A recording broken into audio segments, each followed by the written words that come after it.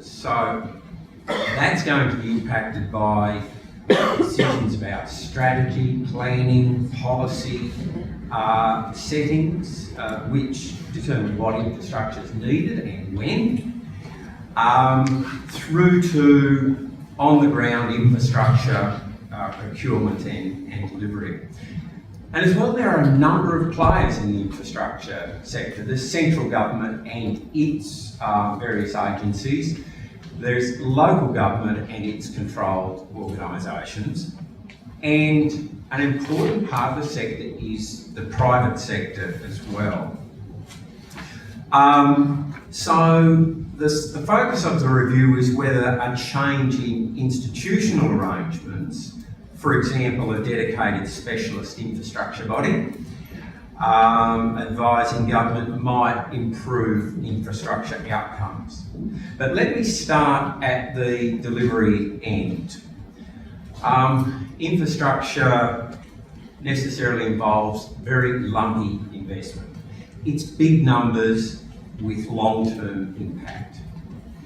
So even a small percentage saving in the cost of delivering that infrastructure can result in pretty significant sums up front or over the life of the infrastructure, and that saving is available for investment elsewhere.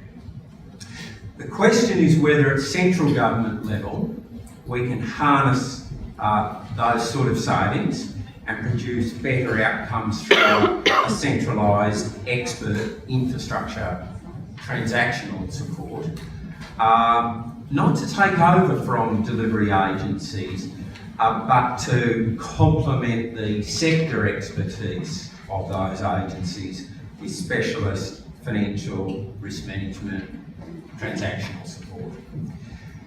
It would mean getting involved early in the process to develop options for solving particular infrastructure challenges and broadening the toolkit of commercial delivery options.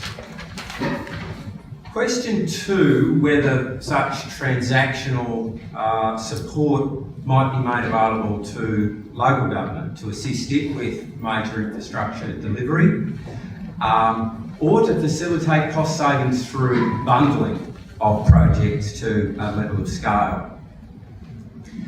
Now, any such centralised support would draw on a mix of public and private sector skills, and the quality of its market interface would be key to its success. It could play a role in attracting investor and contractor interest into the New Zealand market and encouraging innovation in bidding from the private sector.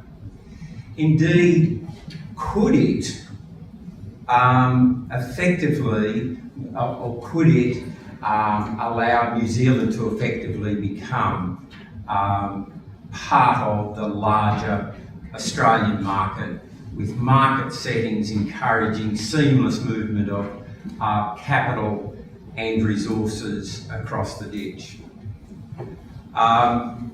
That market development role could be based on promoting a high quality infrastructure pipeline, and we've made a promising start in that respect through our participation in the Australia-New Zealand infrastructure pipeline. But there is scope for improvement in the quality of central and local government data going into that pipeline, and that could be the basis for more active market engagement.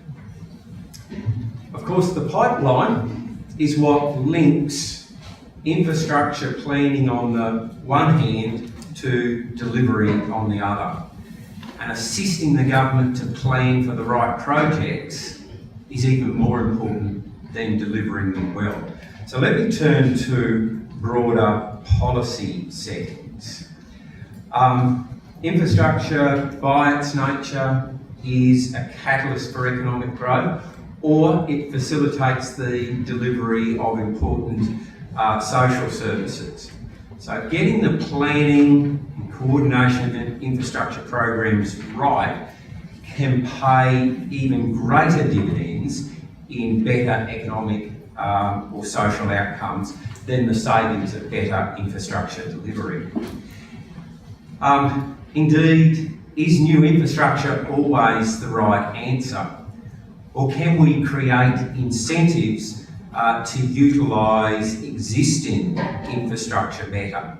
And a good example of that is work we are doing in collaboration with Auckland Council on a project called the Congestion Question, which is really about whether pricing can be used to improve the performance of Auckland's road network. So, or can we simply plan and coordinate infrastructure investments between agencies, between central and local government, so together they are more effective as a network. So government can influence infrastructure outcomes in two ways. One, through direct investment, or in fact through co-investment with local government, or through regulation and policy settings which influence private sector investment decisions. Now, the Three Waters Review, which is happening at the moment, will necessarily look at the settings in that industry and could better a better regulatory regime and different market settings, different market structures result in better outcomes for consumers. So, a question for us is whether there is scope for better and more coordinated or incentivised infrastructure planning and investment across central and local governments, and whether there's merit in a specialised infrastructure body that could facilitate that better coordination, as well as identify and advise government on best practice regulation and market settings. And as part of our review, there seems to be a consensus that there is an infrastructure deficit, and we're facing a bow wave of infrastructure investment. So there couldn't be a better time for us now to be looking at the settings across the sector to make sure it's fit for purpose. Now, on the panel, which is coming up soon, there will be an opportunity for us to explore funding and finance in tools in greater detail. But as a prelude to that, let me touch on the work that Treasury is doing in this space. The Minister this morning referred to infrastructure funding and financing as one of the pillars of the government's urban growth agenda, and that is a work stream that Treasury has been asked to lead. The underlying question there really is whether each development is bearing its fair share of infrastructure costs, something Penny touched on, and whether there are funding or financing constraints hindering the timely rollout of infrastructure. The timely rollout, of course, of infrastructure supporting urban developments is a key determinant of the rate of land supply and therefore housing affordability. Availability of financing is, of course, necessary to support that rollout, and financial constraints on council, which again Penny touched on, particularly those in high growth parts of the country, often hinders the ability to finance the infrastructure that allows the land supply to flow.